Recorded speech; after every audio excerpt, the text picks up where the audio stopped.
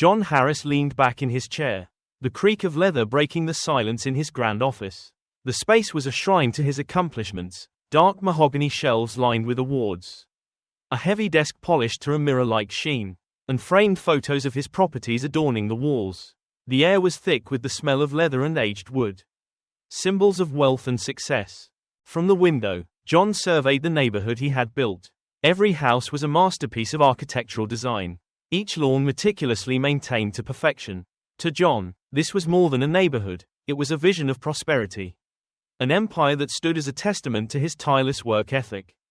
He sipped his coffee, letting the warm bitterness settle on his tongue as he turned his attention to the stack of rental applications on his desk. Each file represented someone eager to join the exclusive community he had curated over the years.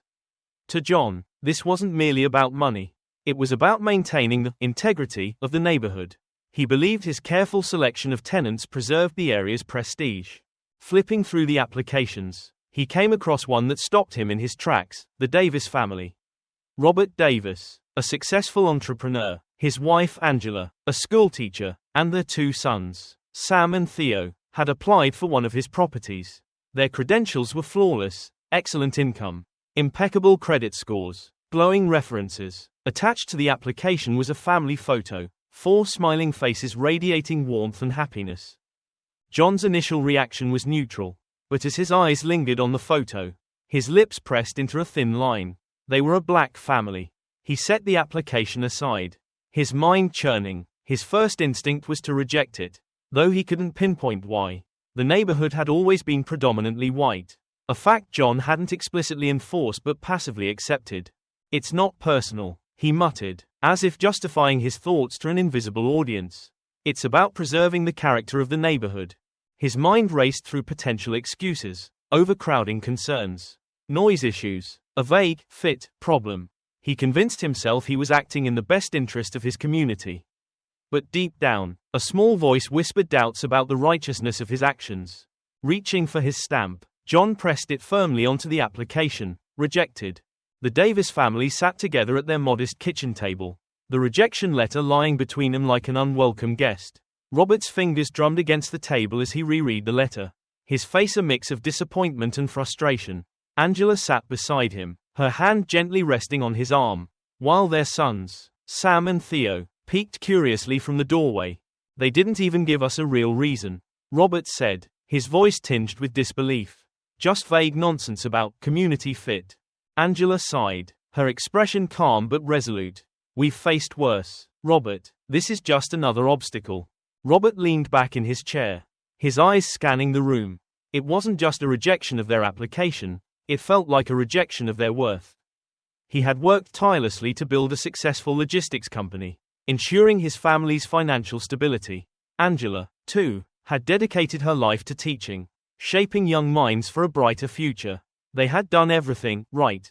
Yet here they were. "Why can't we live where we want?" Sam asked, his voice small but insistent. Angela turned to her son, her eyes softening. "It's not about what we can't do, Sam. It's about what we will do." Robert straightened in his chair, her words reigniting his determination. "She's right. If they don't want us there, we'll build something better, something that's ours." The plot of land was far from ideal. Nestled on the outskirts of town, it was rocky and overgrown, with a single narrow road winding through the area. But to the Davis family, it represented possibility. Robert stood at the edge of the property, a hammer slung over his shoulder and a blueprint in his hand. "It's not much now," he admitted, glancing at Angela. "But just wait." Angela smiled, her confidence unshaken. "We've always made the best of what we've got." Their sons, Sam and Theo, ran ahead, chasing each other through the tall grass. "This could be our fort," Theo shouted, pointing to a cluster of trees.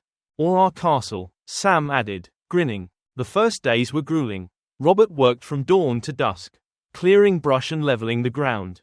Angela joined him whenever she could, balancing her teaching job with hauling lumber and mixing cement. Even the boys pitched in, learning to measure wood and hold nails steady as their father hammered. Rainstorms slowed their progress, and unexpected setbacks tested their resolve. One evening, as the family huddled under a makeshift tarp to escape a sudden downpour, Robert glanced at Angela. "What if we bit off more than we can chew?" Angela reached for his hand. Her grip firm. "We'll get through this. Together." Over time, the house began to take shape. The walls stood tall, the roof solid, and the interior filled with the warmth of their shared effort. When they finally moved in, the family gathered on the front porch, surveying their hard work. "It's not just a house," Robert said, his voice thick with emotion. "It's our home. We made it with love. And that makes it perfect." While the Davis family settled into their new life, another story was unfolding. John Harris's son, David, had recently started a new job at a non-profit organization focused on community development. David was eager to make a difference and quickly found himself drawn to the organization's founder, Robert Davis. Robert's leadership was magnetic. He didn't just delegate tasks, he inspired his team, working alongside them and treating everyone as equals. His passion for uplifting underprivileged communities was contagious, and David admired his vision. One evening, after a particularly successful fundraiser, Robert invited David to dinner. "Come meet the family," he said with a smile. "I think you'll like them."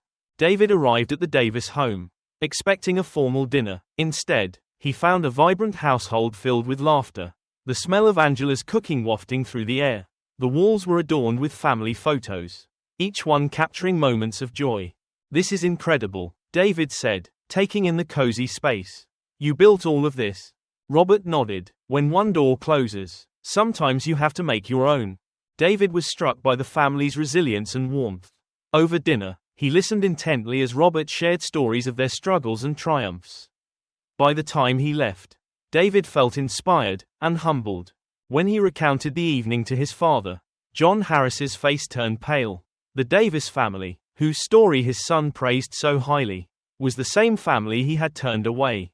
John retreated to his study, the weight of his decisions pressing heavily on his chest. The Davis family's rejection had been a routine decision at the time, one he hadn't given a second thought. Yet now, hearing their story through David's eyes, the enormity of his mistake became clear. He thought of the warmth in their smiles, the determination in their actions. They had built something beautiful from nothing, while he had tried to deny them even the chance to try. For the first time in years, John felt a pang of regret, not for his financial decisions, but for the lives he had impacted. "What have I done?" he whispered, staring at the photo of the Davis family that still lingered in his mind.